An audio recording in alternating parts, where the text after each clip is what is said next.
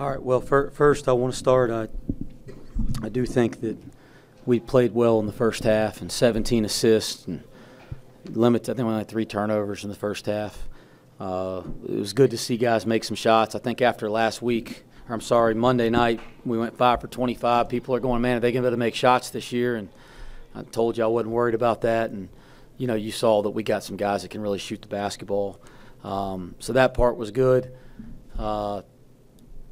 I was pretty pissed off in the second half, guys. I felt like I was going to have an aneurysm. I was so mad. Let me tell you, Mike Davis is a hell of a basketball coach. I mean, he's coached in the national championship game. He's just got a young team, a new team. It's going to take them a little bit of time to get there. So I have all the respect in the world for him. We were more gifted tonight. We're physically more gifted. We're more skilled. We're deeper. And when we played the right way there for a little bit, it looked good.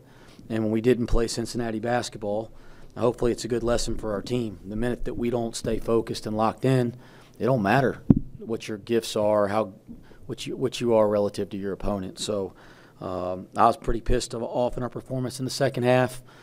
Make no mistakes about it, but this time of year, it is about learning and growing, and I think there's a lot we can learn from the second half tonight, and then a lot we can take from playing well in the first half.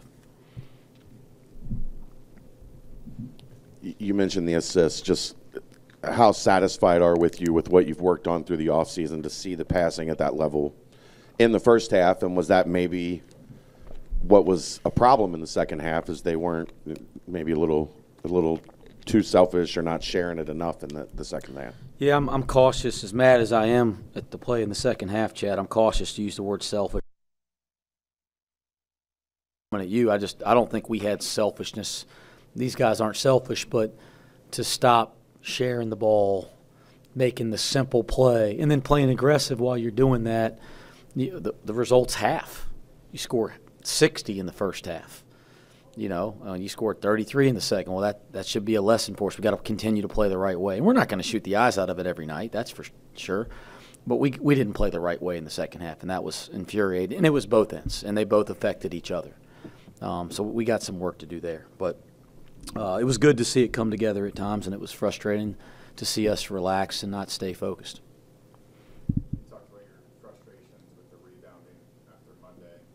You go 52-26, double up for Troy Mercy tonight. Did you see anything? Was it just effort? Was it execution that was different tonight? Yeah, I think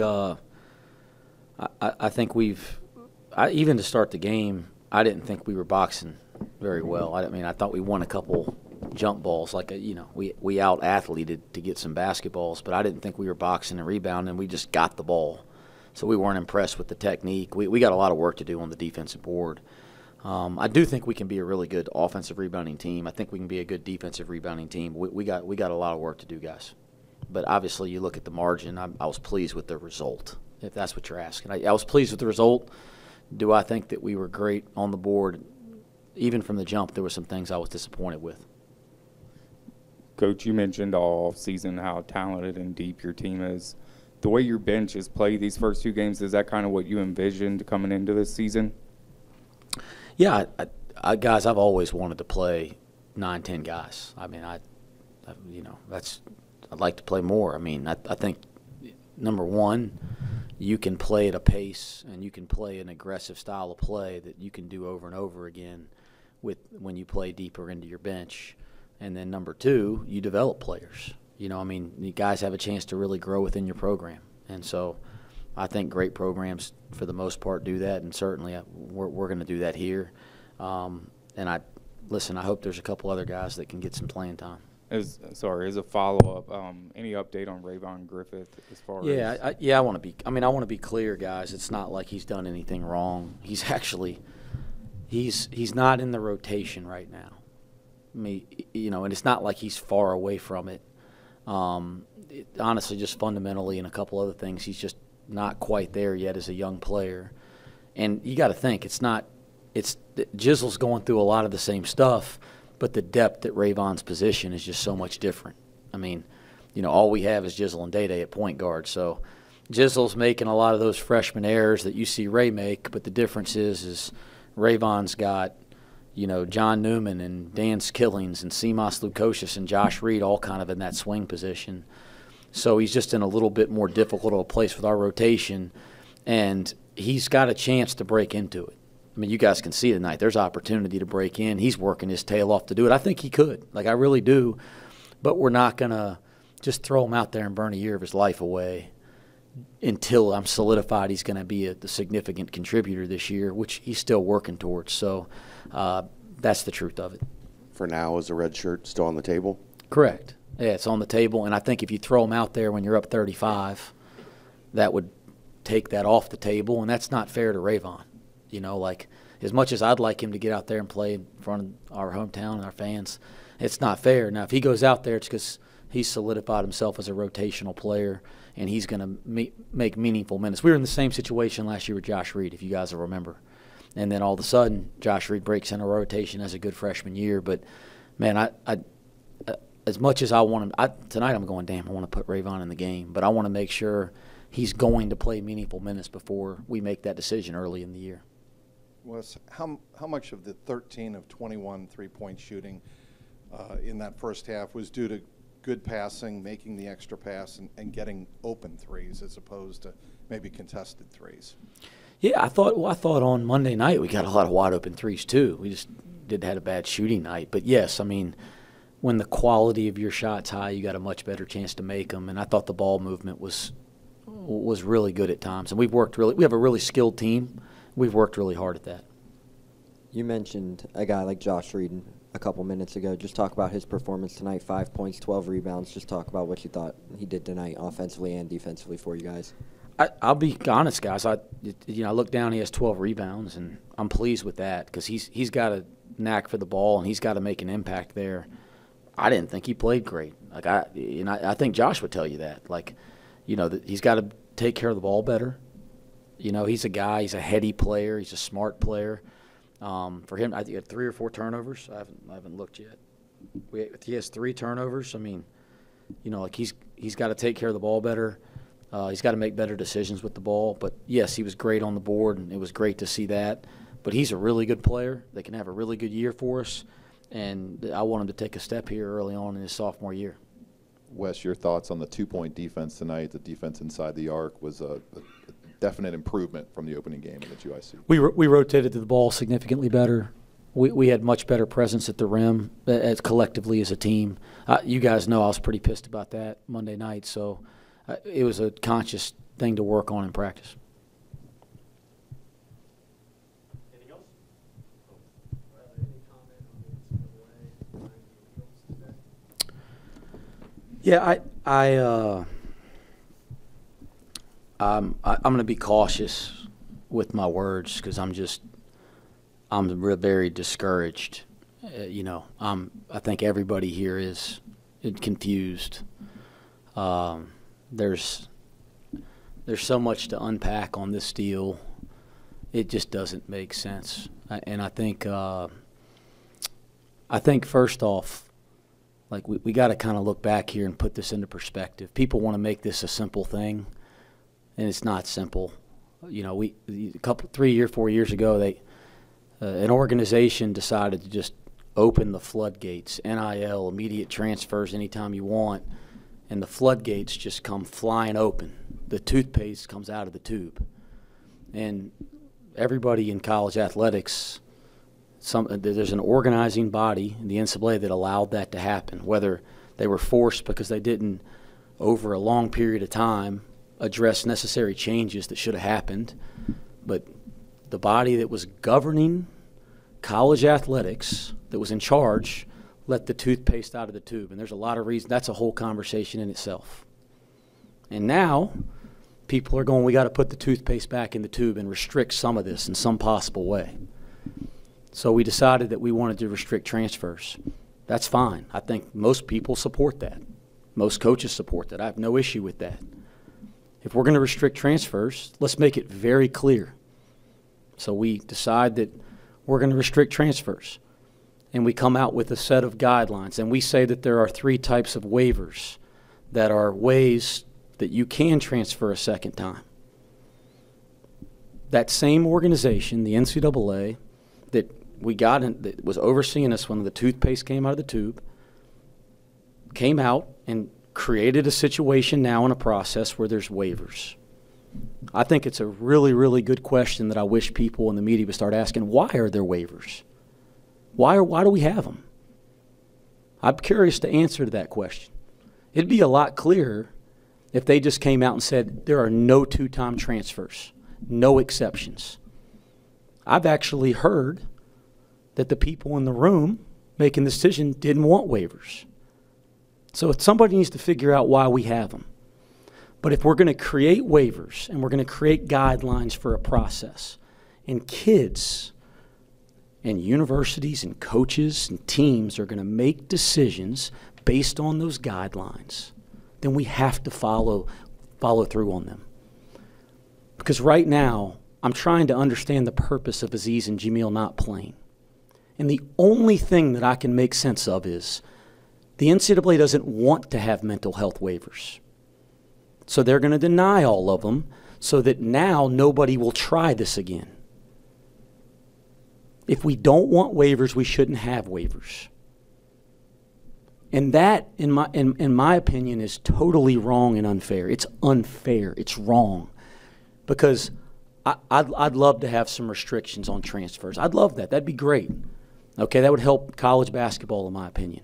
But, and let me make this very, very clear, I'm not okay with using my guys as examples for the next people that are transferring. I'm not okay with sacrificing our kids. And I do believe that's what's happening. We're sacrificing this round of kids for the future. And that is wrong. It is wrong. It isn't about whether we should or shouldn't have second-time transfers. It's about we have a process. We have guidelines. People make life decisions based on those guidelines. And now they are confused. And let's think, in their time in college athletics, they've been allowed to transfer whenever they want. Who allowed that? And now they're told, well, you can transfer, but you got to meet these guidelines. Well, I meet those guidelines. Not just I think I do. I've consulted with a lawyer. I've looked into it. And now to go into the season, not hear anything. It's confusing. I don't think people understand personally, when you interact with the kids every day, I don't think people understand that are making decisions. They're human beings that are being affected and there's a lot of dynamics that are at play here, obviously, that I hope somebody will try to figure out. But there are kids that are being sacrificed for this, that you actually have to come in and deal with them and deal with the things that they're obviously going through stuff to be in this predicament anyway. Now it's 3 or 4 times harder. And it is totally unfair and discouraging. And we are going to, we appealed for Aziz and they denied it.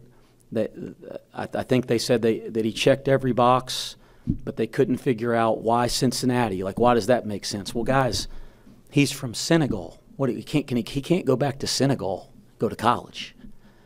He played his first year at Akron in the state of Ohio. His American family, and there's a lot that goes into that he doesn't want talked about publicly, is within a driving radius of this campus.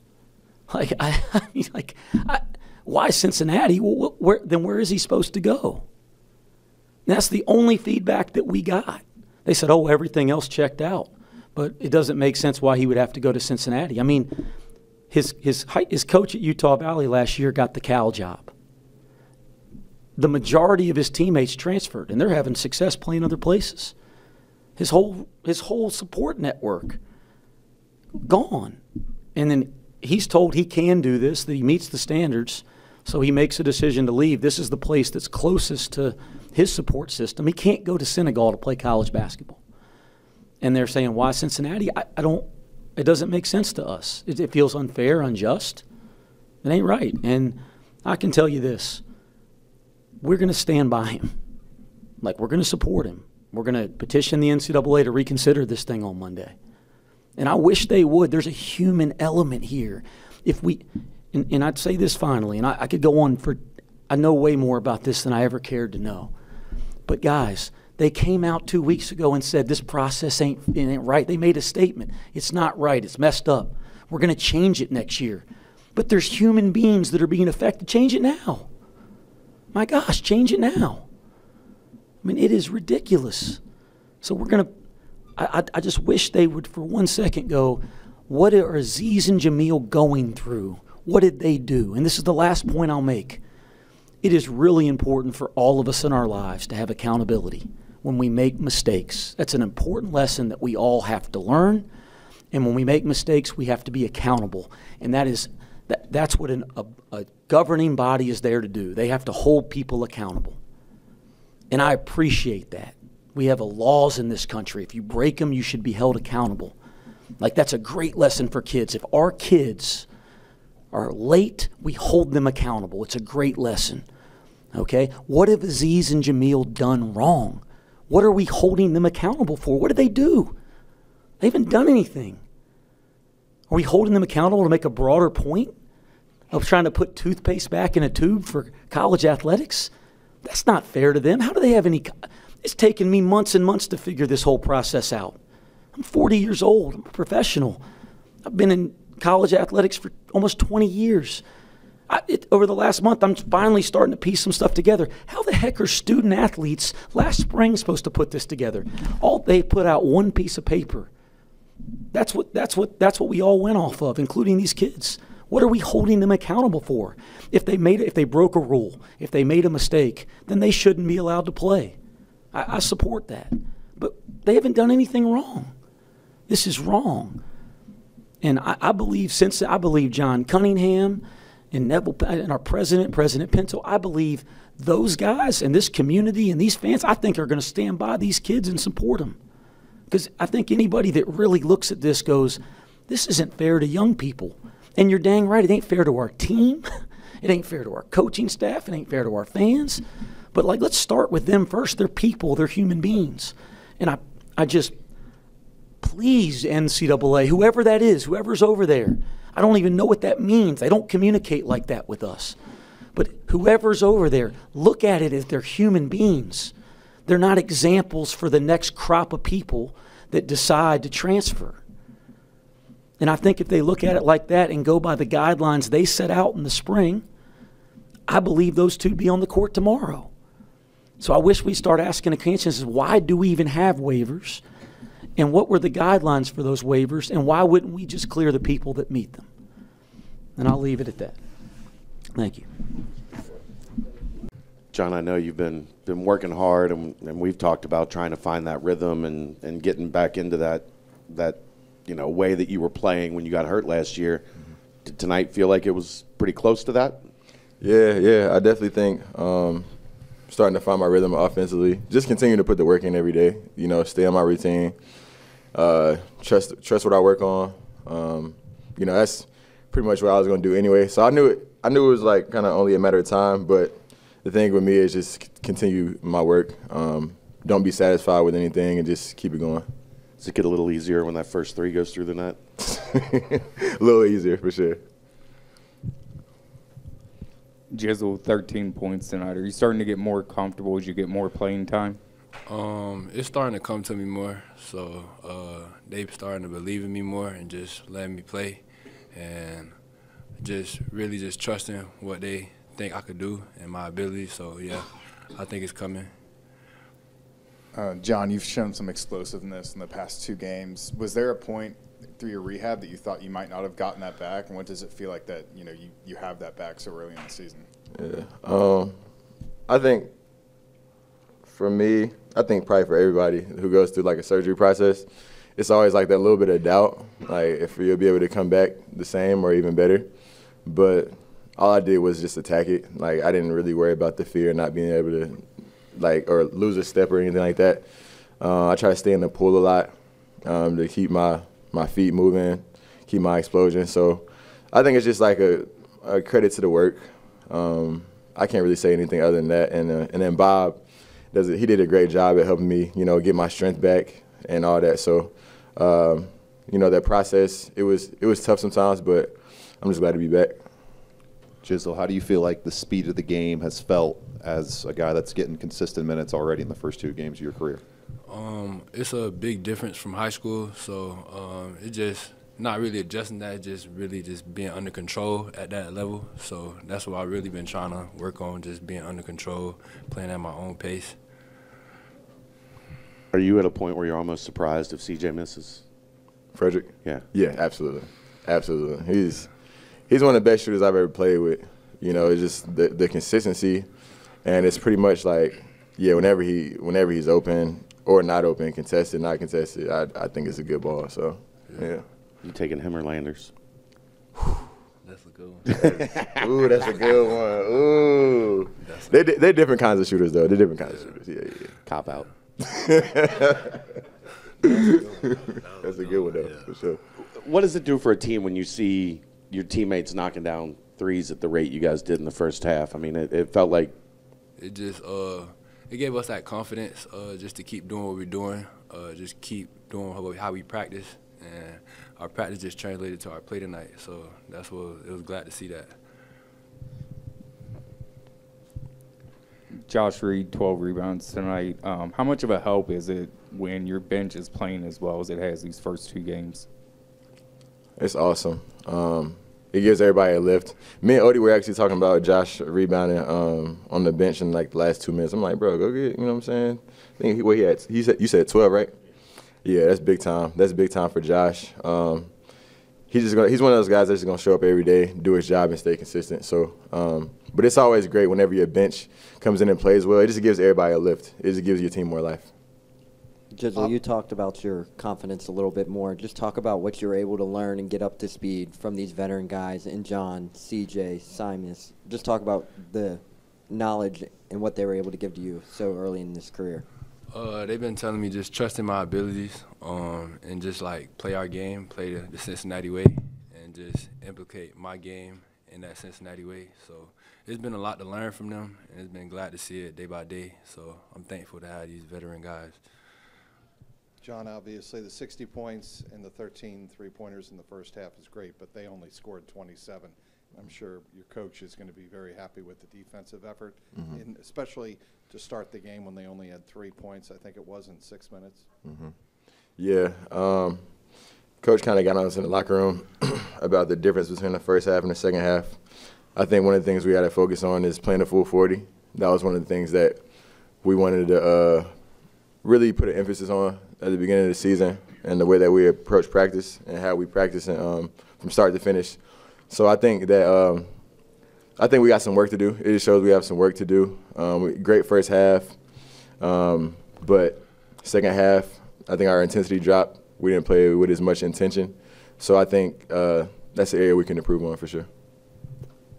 How much of an emphasis for John, how much of an emphasis did Coach Miller put on rebounding? He told us he wasn't that happy with the effort on Monday, but you guys, it was a stark difference tonight.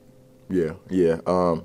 It's always going to be an emphasis for us. We feel like we can be one of the best rebounding teams in the country, best offensive rebounding team in the country, just because we have so many long guys. We got a lot of length, a lot of athleticism on the wing.